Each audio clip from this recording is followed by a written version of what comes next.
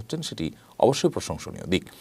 যদি সেখানে কোনো ভুল কথা বলা হয়, ভুল কোনো আলোচনা করা হয়, তাহলে সেই জায়গাটা নিন্দনীয় হতে পারে। সেটা তো শুধু বিশ্ব ইজতেমার সাথে খাস নয়, সেটা তো যেই কোনো দিনই মাহফিলই হতে পারে ধরনের ভুল কথা।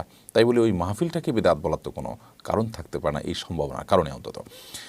আর ইজতেমার শেষ দিন, বিশেষ করে মোনাজাতের দিন দূর দূরান্ত থেকে অনেক মানুষ অবশ্য যান সেখানে এ উদ্দেশ্যে শুধুমাত্র যে তারা মোনাজাতে শামিল হবেন। তো শুধু মোনাজাত বা দোয়ায় শামিল হওয়ার জন্য দূর দূরান্ত থেকে বা যাওয়ার কোনো দৃষ্টান্ত বা নজির শরীয়তে নেই।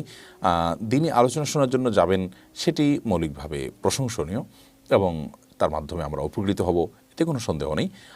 সেখানকার আলোচনার যে বিষয়বস্তু আছে, বক্তব্যের যে বিষয়বস্তু আছে, সেগুলো আমরা যেমনটি বললাম সাধারণত মোটিভেশনাল স্পিচ হয়ে থাকে। অতএব মোটিভেশনাল স্পিচ শোনার জন্য আপনি সেখানে যাওয়াটা, এটাকে নিন্দনীয় মনে করা বা বেদাত মনে করার আমি কোনো কারণ অন্তত দেখছি না।